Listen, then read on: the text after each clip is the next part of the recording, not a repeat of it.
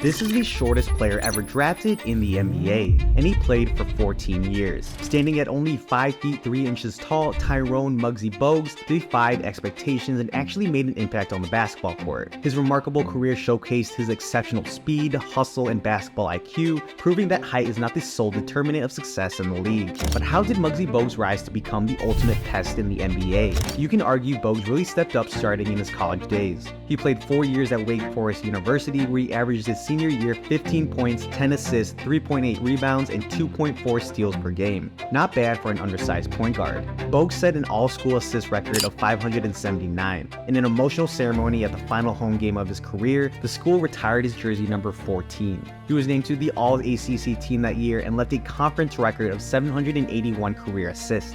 He led the league in steals and minutes played and led his team in scoring. In all, he left 7 school records at Wake Forest. You can definitely say he left his mark, but that doesn't compare to his next worldwide achievement.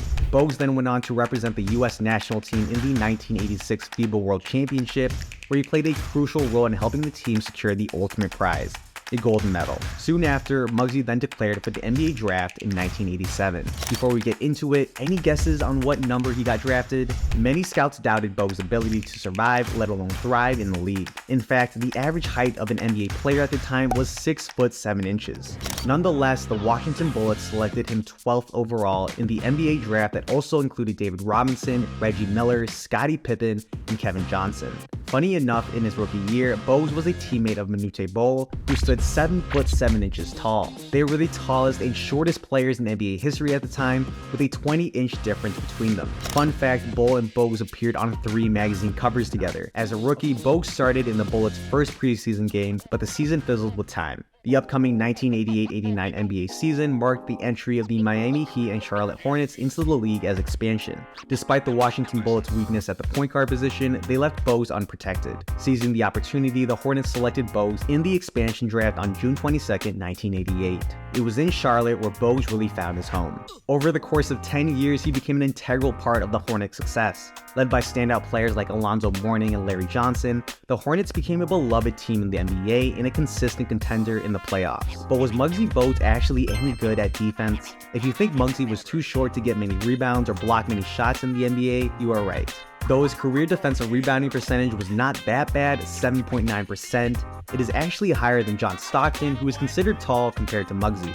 If you have watched any video of the Short King, you know that Muggsy was a constant threat to steal the ball. Bogues' 1,369 career steals put him 62nd on the all-time NBA steals list. Steal percentage is the advanced stat in this category, and Muggsy had a great one. He finished his career 40th all-time in steal percentage at 2.7%. But how about blocks? Bogues showcased his hustle by blocking 39 shots throughout his NBA career. One of his notable blocks occurred on April 14, 1993 during the first quarter of a game against Patrick Ewing. If you didn't know, Patrick Ewing was a top 5 center in the league at the time, and not to mention 7 feet tall. As Ewing was preparing to shoot, Bogues stripped him of the ball, resulting in a block that was credited to him. Imagine a 5'3" guy blocking you when you're 7 feet tall. Crazy.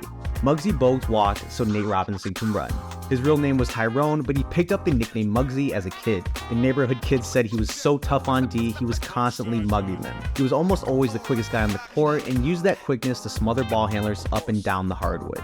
But eventually, his time in Charlotte came to an end. After only 2 games into the 1997-98 NBA season, the Charlotte Hornets traded Bogues along with Tony Delk to the Golden State Warriors in exchange for B.J. Armstrong. Bogues then spent 2 seasons playing for the Warriors before becoming a free agent. As a free agent, Bogues signed with the Toronto Raptors, where he would go on to conclude his professional career. Yes, he did play with Vince Carter. Although there were subsequent trades involving Bogues, including ones with the New York Knicks and Dallas Mavericks, he did not end up playing a single game for either one of those teams due to injuries. Despite not averaging more than 11.2 points per game in any given season, Bogues earned immense popularity among Hornets fans and basketball fans worldwide. His impact on the team is evident in his career records, as he holds the Hornets' all-time records for minutes played, assists 5,557, steals 1,067, and assists per 48 minutes with 13.5. Off the court, Bogues' infectious personality endeared him towards countless fans. He became an inspiration to aspiring basketball players, particularly those who were deemed undersized. His extraordinary journey as an undersized point guard challenged conventional notions of what it takes to succeed in the NBA. He paved the way for future players of similar stature, showing them that they too could excel in a league dominated by taller athletes. Do you think there will ever be an undersized point guard in the NBA again? Let me know in the comment section down below. If you enjoyed this video, please hit that subscribe button. Thank you for watching and have an amazing day.